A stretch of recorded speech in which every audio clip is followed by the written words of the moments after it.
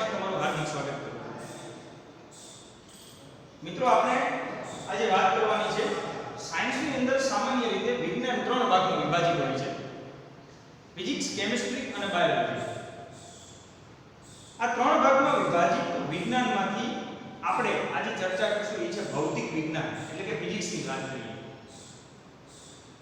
ભૌતિક વિજ્ઞાન શું છે? આજે પ્રસ્તાવના તમને જે વિષય પ્રત્યેની છે એની માહિતી આપવા માંગુ છું.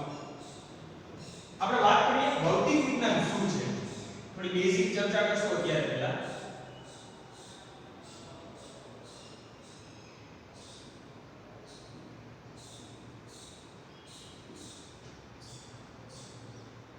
ભૌતિક વિજ્ઞાનની અંદર સમાવિષ્ટ વસ્તુઓ કેટલી છે? આમ તો તમે 9મા અને 10મા ની અંદર વિજ્ઞાન ભણી ગયા છો. એની અંદર તમે 10માનું તમારું જે વિજ્ઞાન છે એ સામાન્ય રીતે 3 ભાગમાં વિભાજિત, એટલે કે આખું વિજ્ઞાન 3 ભાગ સંયુક્ત રીતે આવતા: ફિઝિક્સ, કેમિસ્ટ્રી અને બાયોલોજી. હવે સેપરેટ તમારે 11 સાયન્સમાં ભણવાનું છે. ભૌતિક વિજ્ઞાન આપણા રોજિંદા જીવન સાથે સંકળાયેલી દરેક પ્રકારની પ્રક્રિયાઓ સાથે સંકળાયેલું છે. જેવું કે તમે ઘરમાં એન્ટર થાઓ અને સ્વિચ પાડો તરત ટ્યુબલાઇટ ચાલુ થાય, પંખો ચાલુ થાય. કેમ? ક્યારે આવો પ્રશ્ન થયો મનમાં? કેમ ચાલુ થાય છે? શેના કારણે ચાલુ થાય છે?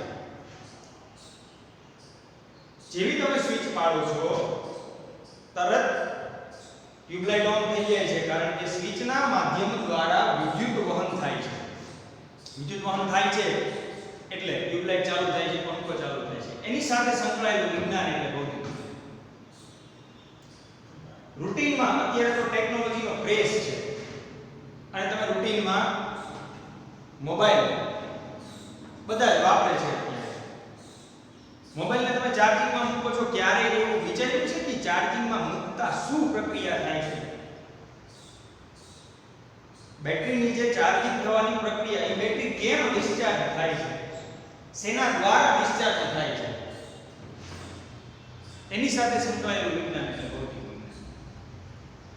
આપણે સામાન્ય વાત કરીએ તો કોઈ વ્યક્તિ ભણેલો છે કે ભણેલો નથી, એ દરેકને એવી ખબર પડે છે કે દુકાને જઈને આપણે કોઈ જથ્થાની વસ્તુ લેવી છે. ઉદાહરણ તરીકે હું એમ કહું મારે ખાંડ લેવી છે, તો એ અભણ વ્યક્તિ પણ દુકાને જઈને એમ કહી શકે કે મને 1 કિલોગ્રામ ખાંડ આપો. મારે ફોકસ કરવું છે કિલોગ્રામમાં. એ અભણ વ્યક્તિને પણ એવી ખબર છે કે દળ એટલે કે જથ્થાનો એકમ કિલોગ્રામ છે. એ છે આપણી ભૌતિક રાશિ અને એનો એકમ. રૂટીન વ્યવહારમાં વપરાતા દરેક શબ્દો તમે વાપરો જ છો, માત્ર એને તમારે એનાલિસિસ કરીને વિજ્ઞાનમાં ઉતારવાના છે. એવું સરળ વિજ્ઞાન એ આપણું ભૌતિક વિજ્ઞાન છે. તમે વિદ્યાર્થી જીવન હોય તો તમે સામાન્ય રીતે સાયકલિંગ કરતા હોય સવારે, અથવા બાઇક ફેરવતા હોય. ક્યારે એવું વિચાર્યું કે બાઇક કેમ ચાલે છે? બાઇક ચાલે છે તો કોઈ આપણે ક્યારે એવો શબ્દ નથી સાંભળ્યો આ બાઇક 5 લીટર ચાલી. આપણે એવું જ સાંભળીએ છીએ બાઇક 5 કિલોમીટર ચાલી. બધાને ખબર પડે છે કે અંતર છે, વધારે મોટું અંતર હોય તેનું માપન કિલોમીટરમાં લઈએ, નાનું અંતર હોય તેનું માપન મીટરમાં લઈએ. આ જે આપણી રોજબરોજની આદતો છે એની સાથે સંકળાયેલું વિજ્ઞાન એટલે દરેક પ્રકારની સૂક્ષ્મ લેવલથી માંડીને મોટા લેવલ સુધીની એવી બધી જ પ્રક્રિયાઓ કે જેની અંદર ઇલેક્ટ્રિસિટીનો સમાવેશ થાય છે, એની અંદર મેગ્નેટિક ફિલ્ડનો સમાવેશ થાય છે, એની અંદર તરંગ પ્રકાશશાસ્ત્રનો સમાવેશ થાય છે, એની અંદર કિરણ પ્રકાશશાસ્ત્રનો સમાવેશ થાય છે. એવી દરેક વસ્તુઓ સાથે સંકળાયેલ વિજ્ઞાન એટલે ભૌતિક વિજ્ઞાન. તો આજે મિત્રો આપણે શરૂઆતમાં જોવાનું છે એ છે બેઝિક કોન્સેપ્ટ અબાઉટ ફિઝિક્સ. શું છે ફિઝિક્સ? કેટલી વસ્તુને ફિઝિક્સમાં તમે ધ્યાનમાં લેશો? તમારા અભ્યાસક્રમ રિલેટેડ થોડી વાત કરીએ પહેલા બેઝિક. તો સૌથી પહેલા તો આપણે શરૂઆત કરશું એમાં આપણે ધ્યાન રાખશું ભૌતિક રાશિઓ અને તેના એકમોનું.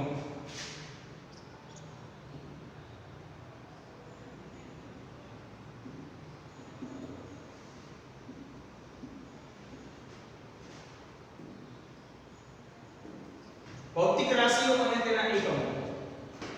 વ્યવહાર માટે આપણે દરેક વસ્તુઓને નિશ્ચિત એકમો સાથે સાંકળી લીધી છે. નિશ્ચિત ભૌતિક રાશિ દ્વારા એને નિશ્ચિત એકમો સાથે સાંકળી લીધી છે. એની સાથે સંકળાયેલ દરેક વસ્તુઓની ચર્ચા આપણે ભૌતિક વિજ્ઞાનમાં કરવાની છે. બીજી વાત કરશું આપણે, એક સાયકલનું મેં તમને ઉદાહરણ આપ્યું, એ વાત છે ગતિ. ગતિની જો વાત કરીએ તો આપણે બે પ્રકારે ગતિનું અવલોકન કરી શકીએ.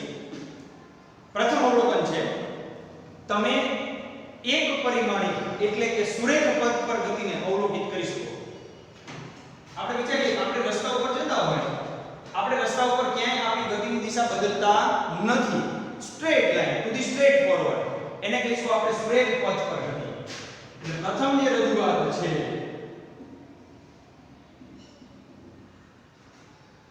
પ્રથમ રજૂઆતની અંદર આપણે સામાન્ય ઉલ્લેખમાં સુરેખ પથ પર ગતિ વ્યાખ્યાયિત કરશું. એક પરિમાણિક ગતિ. તો જો દ્વિપરિમાણિક હોય, તમે સમજી શકો છો આ બોર્ડ એ દ્વિપરિમાણિક છે, જેને આપણે xy સમતલ એમ નિશ્ચિત કરી શકીએ. દ્વિપરિમાણિક આપણે એવું કહીએ છીએ xy સમતલ, yz સમતલ, zx સમતલ. xy સમતલ, સમતલ કીધું એટલે સમતલમાં થતી ગતિ, એટલે આપણે એને લઈશું સમતલમાં ગતિ. એટલે ગતિમાં બીજી રજૂઆત મારે કરવાની છે સમતલમાં ગતિ. આપણે મેળામાં જઈએ તો મોતનો કૂવો જોઈએ છે મિત્રો.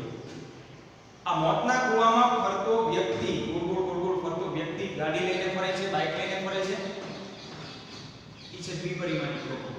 એક નિશ્ચિત સમતલ છે જેમાં પરિભ્રમણ કરે છે.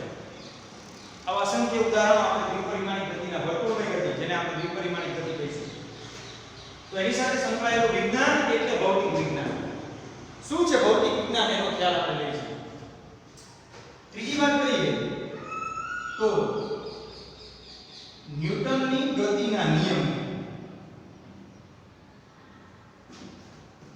ન્યૂટનની ગતિના નિયમ મિત્રો તમારે કદાચ 9મા 10મામાં ભણવામાં આવ્યું છે. ન્યૂટનની ગતિના 3 નિયમો છે. આ નિયમોનો સમાવેશ શબ્દ વપરાય છે ગતિ, એટલે ગતિ સાથે સંકળાયેલું વિજ્ઞાન છે, એનો સમાવેશ ભૌતિક વિજ્ઞાનની અંદર થાય છે.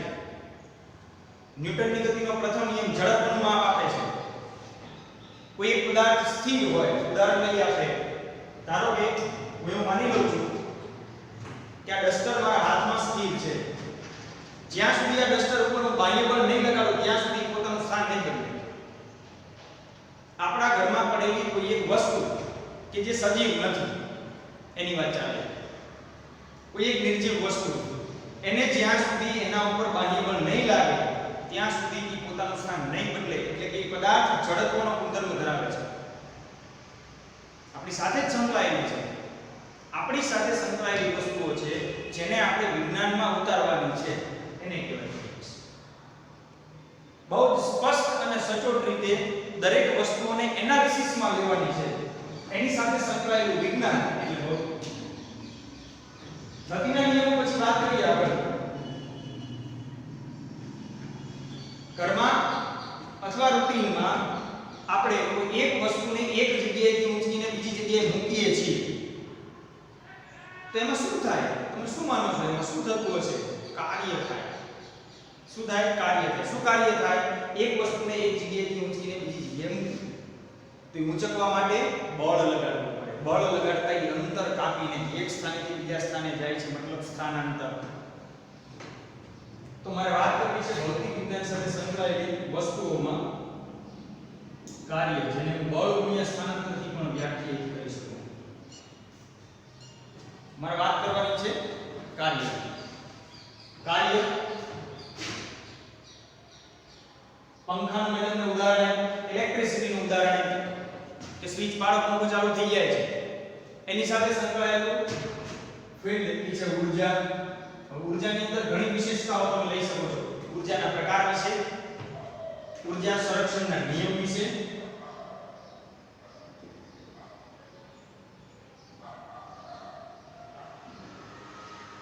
ઊર્જા સંરક્ષણનો નિયમ,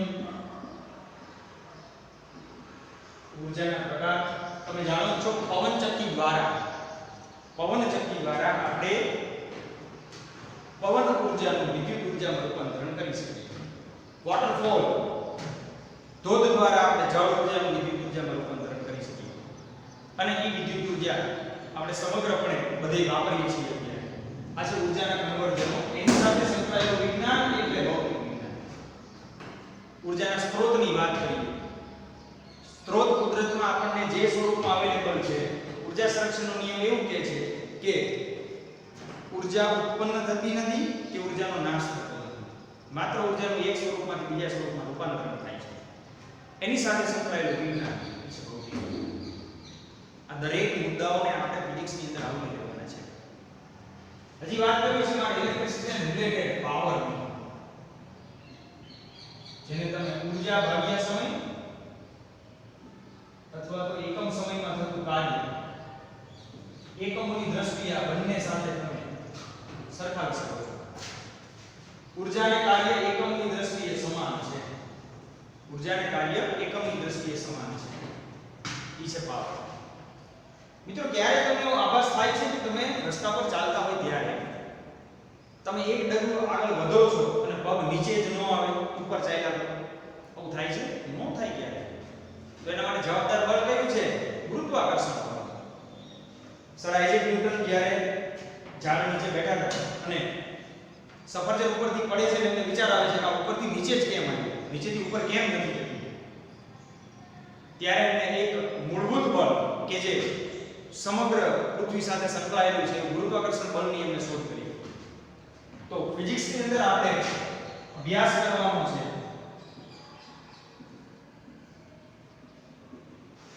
છે ગુરુત્વાકર્ષણ. ગુરુત્વાકર્ષણના નિયમ, ગુરુત્વાકર્ષણનો સાર્વત્રિક નિયમ, ન્યૂટનની રજૂઆત, એને રિલેટેડ એ બધી જ માહિતી અને એનો સમાવેશ આપણે ગુરુત્વાકર્ષણમાં કરશું. આગળ વાત કરીએ તો પદાર્થની અવસ્થાઓની વાત આવે, ઘન, પ્રવાહી, વાયુ, પ્લાઝમા વગેરે. દરેકના ગુણધર્મો. કેમ ઘન પદાર્થ કોઈ પાત્રમાં નાખો તો પાત્રનો આકાર ધારણ કરતું નથી, પણ પ્રવાહી કે વાયુ એને આપણે કોમન શબ્દમાં તરલ કહીશું. શું કહીશું એને? તરલ. તરલને કોઈ પાત્રમાં નાખો, પાત્રનો આકાર ધારણ કરી લે છે. એનો મતલબ એના યાંત્રિક ગુણધર્મો અલગ અલગ છે. તો વાત કરવાની છે આપણે, અથવા તમારે આને રિલેટેડ ભણવાનું આવશે કે છે દ્રવ્યના ગુણધર્મો. દ્રવ્યના ગુણધર્મો આપણા રૂટીન લાઈફ સાથે સંકળાયેલ વસ્તુ, જેવું કે આપણે જેને અનુભવીએ છીએ એ છે ટેમ્પરેચર. જેમ સૂર્યોદય થાય, જેમ જેમ જેમ જેમ સૂર્ય મધ્યાહનમાં જાય તેમ આપણને તાપ વધારે અનુભવાય છે. તાપમાનનું માપન આપણે વાત કરીએ ભૌતિક રાશિઓને એના એકમો અને એના માપન. તાપમાનનું માપન ડિગ્રી સેલ્સિયસ અથવા કેલ્વિનમાં કરીએ છીએ. તો એને સંબંધિત જે ચર્ચાઓ છે એની સાથે આપણે બધી જ ચર્ચાઓ એ ભૌતિક વિજ્ઞાનની અંદર કરીએ છીએ.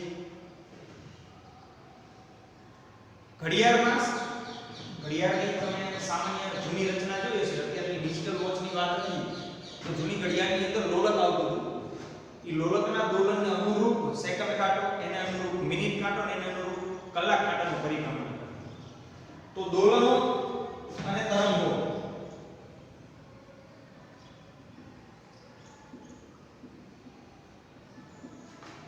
દોલનો અને તરંગો આપણે ઘરમાં ઝૂલા હિંચકા કહીએ છીએ, એને રિલેટેડ એની રજૂઆત, એના સમીકરણ રજૂઆત, એની કેલ્ક્યુલેશન્સ, એ બધી માહિતી દોલનોની.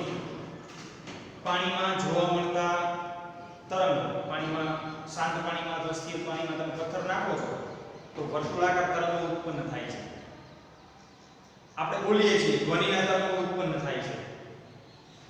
એની વિશેષ ચર્ચા પણ આપણે ભૌતિક વિજ્ઞાનમાં કરવાની છે.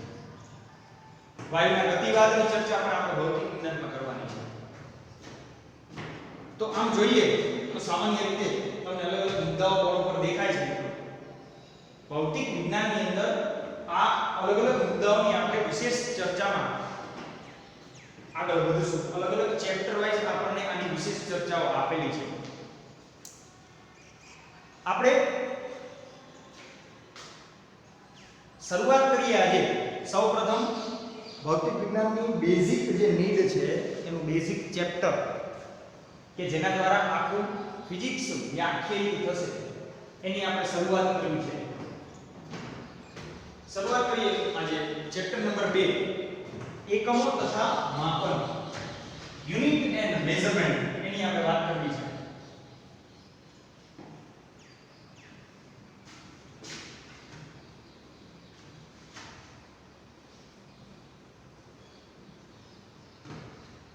મિત્રો બહુ સિમ્પલ અને બહુ ઈઝી વે થી આપણે એને એનાલિસિસ માં લઈશું અને એમાં આગળ વધીશું.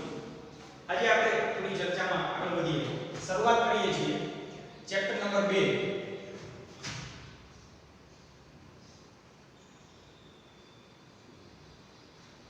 એકમો તથા માપન.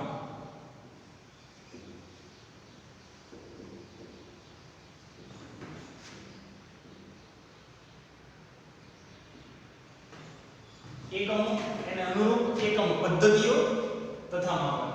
સૌથી પહેલા બેઝિક શરૂઆત કરીએ ચેપ્ટરની અંદર ઇન્ટ્રોડક્શન પાર્ટની અંદર મારે વાત કરવી છે ભૌતિક રાશિઓની.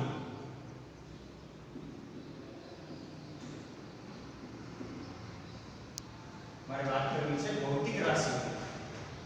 ભૌતિક રાશિઓને સામાન્ય રીતે ચેપ્ટરની અંદર બે ભાગમાં ડિવાઇડ કરેલી છે. મૂળભૂત ભૌતિક રાશિઓ અને સાધિત ભૌતિક રાશિઓ. સૌપ્રથમ પહેલો પ્રકાર છે ભૌતિક રાશિઓ ઈ છે મૂળભૂત ભૌતિક રાશિઓ.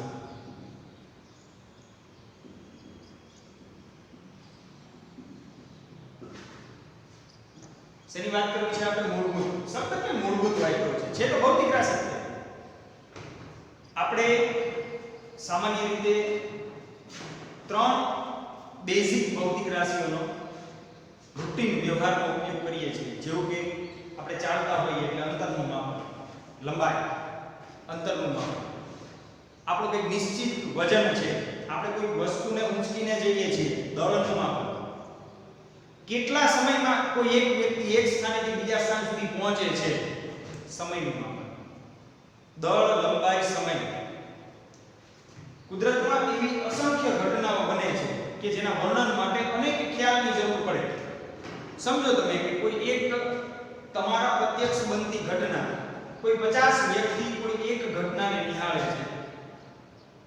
ક્રિકેટ જોવે છે, કોઈ એક્સિડન્ટ થાય છે, વીજળી થાય છે, વરસાદ આવે છે, વગેરે વગેરે ઘટનાઓ, કુદરતી ઘટનાઓ. આપણે કુદરતીનો સમાવેશ કરીએ અથવા કુદરતમાં જોવા મળતી બધી જ ઘટનાઓનો સમાવેશ કરીએ. દરેક વ્યક્તિના મંતવ્ય પ્રમાણે એનું અવલોકન જુદું જુદું હોય છે.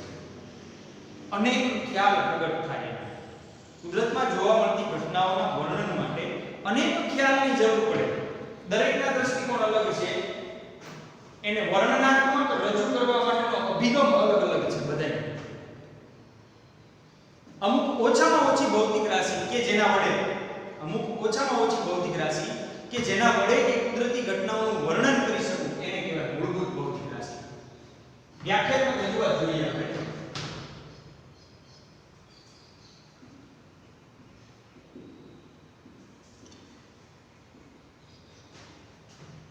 કુદરતમાં જોવા મળતી ઘટનાઓના વર્ણન માટે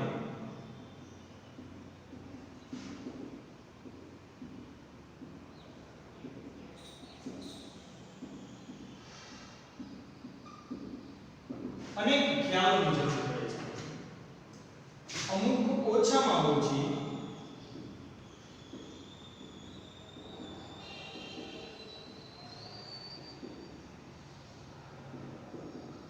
ભૌતિક રાશિ કે જેના વડે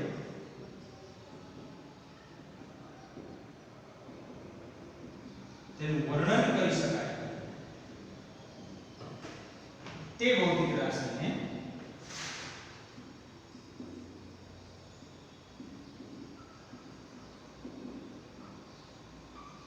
મૂળભૂત ભૌતિક રાશિઓ કહે છે.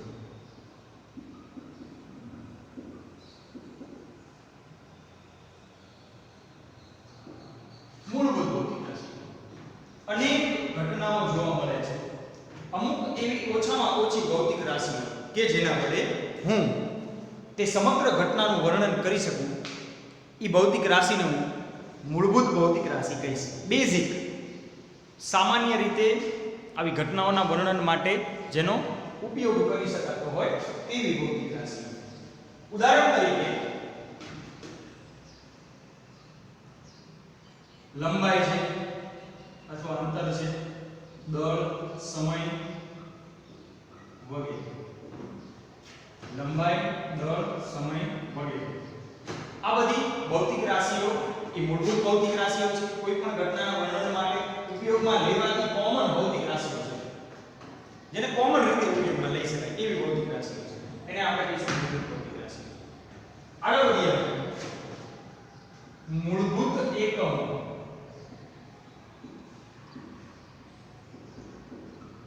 બીજી રજૂઆત આમાં જ એ રજૂઆતને આપણે આવરી લઈશું. મૂળભૂત ભૌતિક રાશિ લંબાઈ, દળ, સમય મૂળભૂત ભૌતિક રાશિ છે. એના એકમો જેવું કે લંબાઈનો પ્રમાણભૂત એકમ આપણે મીટર લઈશું, દળનો કિલોગ્રામ લઈશું, સમયનો સેકન્ડ લઈશું, તો મૂળભૂત ભૌતિક રાશિને અનુરૂપ એકમને મૂળભૂત એકમ કહીશું. મૂળભૂત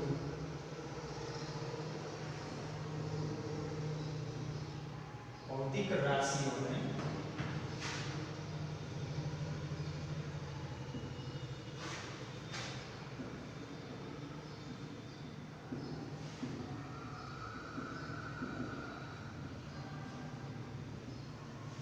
મૂળભૂત એકમો કહે છે. ઉદાહરણ તરીકે એનું પણ આપણે ઉદાહરણ લઈએ.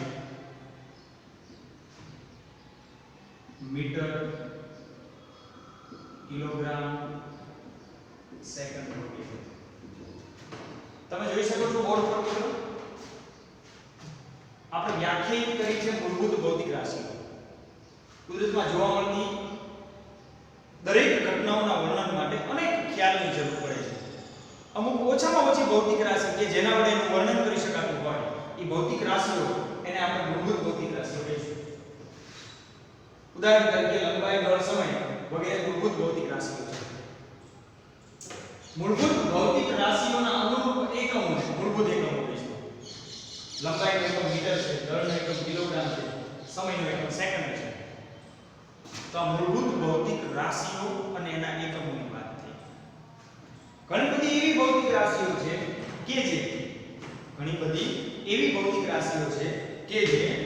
મૂળભૂત ઉપરથી મળે છે, ઉદાહરણ આપું તમને, વેગ. એકમ સમયમાં પદાર્થે કાપેલું અંતર એટલે વેગ. એકમ સમયમાં પદાર્થે કાપેલું અંતર એટલે વેગ. અંતર ભાગ્યા સમય મીટર પ્રતિ સેકન્ડ. આયુ ક્યાંથી? મૂળભૂત પરથી. પણ ભૌતિક રાશિનું નામ શું છે? વેગ. ભૌતિક રાશિનું નામ પ્રવેગ, બળ, કાર્ય, ઊર્જા. આપણે વાત કરીએ એ બધી એવી ભૌતિક રાશિઓ છે કે જે વ્યાખ્યાયિત શેના ઉપરથી છે? એટલે જે ભૌતિક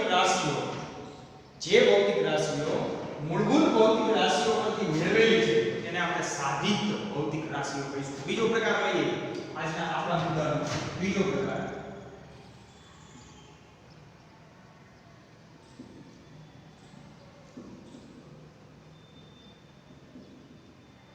સાધિત ભૌતિક રાશિઓ. મૂળભૂત ભૌતિક રાશિઓ પરથી મેળવેલી ભૌતિક રાશિઓને આપણે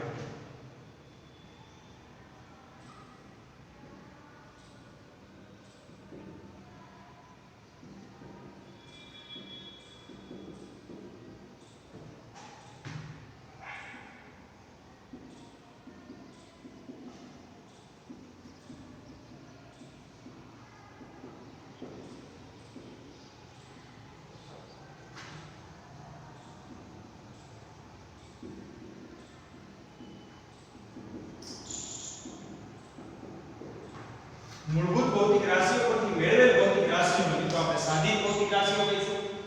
ઉદાહરણ લઈશું એને વેગ, પ્રવેગ, બળ વગેરે. થોડું હજી વધારે વિશેષ અંદર જવું હોય તો આપણે વાત કરીએ કે હું વેગની વાત કરતો હોય તો વેગ એટલે અંતર ભાગ્યા સમય. અંતર આપણે મૂળભૂત રીતે લંબાઈમાં અંતરનો સમાવેશ કરી લઈશું. અંતર ભાગ્યા સમય, આ બે ભૌતિક રાશિઓનો ગુણોત્તર વેગ દર્શાવે છે. તો અંતર અંતર અને સમય એ મૂળભૂત ભૌતિક રાશિ છે. તો મૂળભૂત ઉપરથી આપણને કઈ ભૌતિક રાશિ મળી છે? વેગ. તો વેગને આપણે કહીશું સાદિત ભૌતિક રાશિ. મૂળભૂત પરથી મેળવેલ ભૌતિક રાશિ એટલે સાદિત ભૌતિક રાશિ. એવી જ રીતે પ્રવેગ, એને વેગ ભાગ્યા સમય પણ કહી શકાય અથવા અંતર ભાગ્યા સમયનો વર્ગ આવું પણ કહી શકાય. શું કહી શકાય? વેગ ભાગ્યા સમય પણ કહી શકાય અથવા અંતર ભાગ્યા સમયનો વર્ગ એમ પણ કહી શકાય.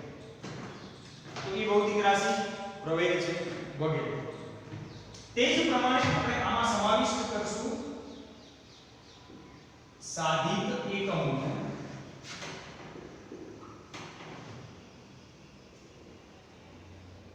સાધિત ભૌતિક રાશિઓ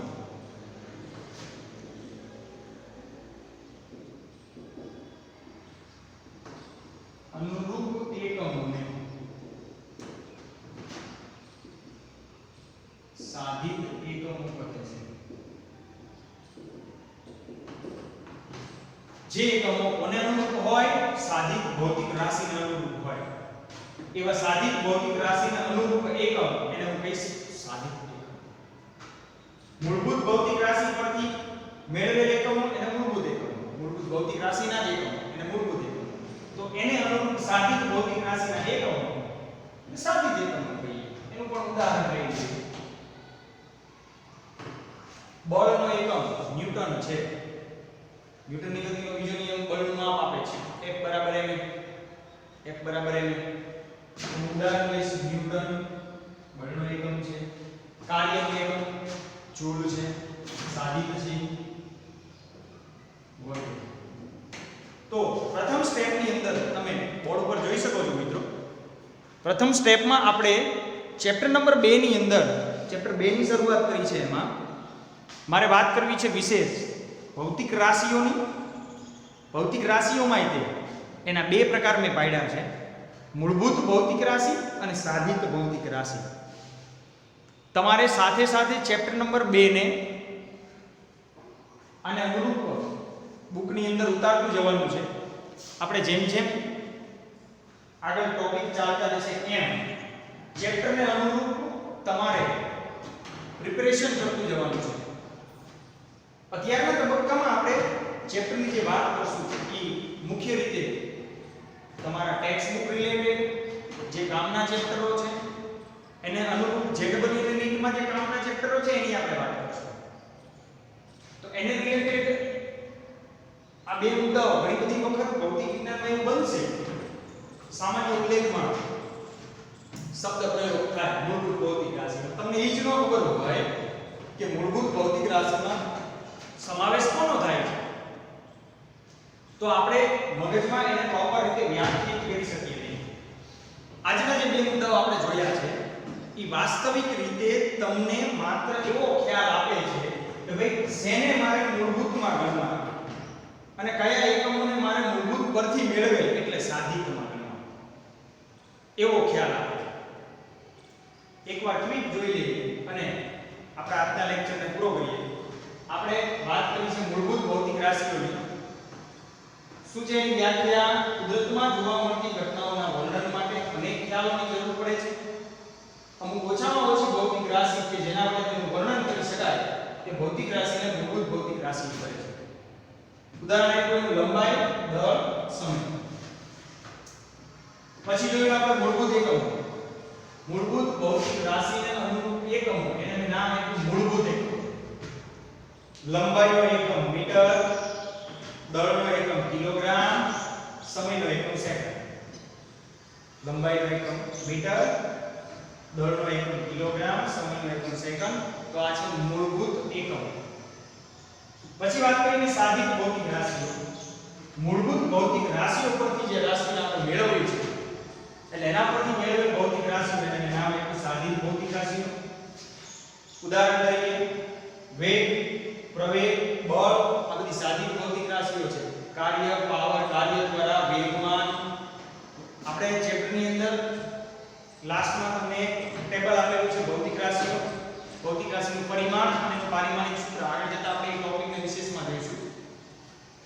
એની અંદર વિશેષ ઉલ્લેખમાં આ બધી ભૌતિક રાશિઓ કે જે સાધિત છે એની આપણે વધારે માહિતી જોઈશું. વેગ, પ્રવેગ, બળ વગેરે ભૌતિક રાશિઓ. બે ઉદાહરણ લીધા છે નાનકડા એવા આપણે.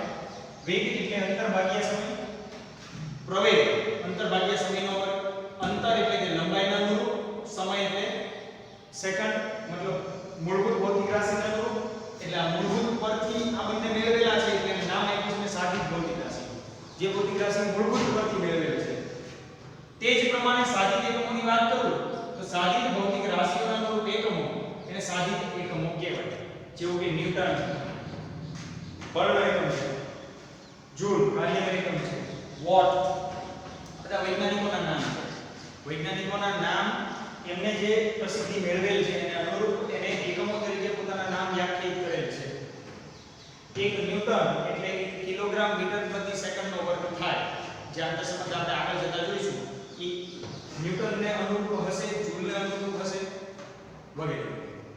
તો મિત્રો આજે આપણે જે શરૂઆત કરી છે ફિઝિક્સની અંદર બહુ વ્યવસ્થિત રીતે તમારે એને અનુરૂપ ફોલો કરવાનું છે. ચેપ્ટરને સાથે સાથે પ્રિપેર કરતું જવાનું છે. એટલે આગળ જતા ક્યારેય તમને ચેપ્ટરની અંદર કાંઈ પ્રોબ્લેમ થાય નહીં. તો આજે આપણો લેક્ચર અહીંયા પૂર્ણ કરીએ છીએ. હવે પછીની રજૂઆત ચેપ્ટર નંબર 2 ની એકમોની, અનુરૂપ ભૌતિક રાશિઓની, એકમ પદ્ધતિઓની, એકમ પદ્ધતિઓમાં પૂરક એકમોની, લંબાઈનું માપન છે, દળનું માપન છે, સમયનું માપન છે. આ અલગ અલગ માપન સૂક્ષ્મ સ્તરે કેવી રીતે થાય છે, મધ્યમ સ્તરે કેવી રીતે થાય છે અને ઊંચા સ્તરે કેવી રીતે થાય છે એની બધી વિશેષ માહિતીઓ હવે અનુક્રમે આવતા લેક્ચરની અંદર આપણે વિશેષ જોઈશું. Thank you.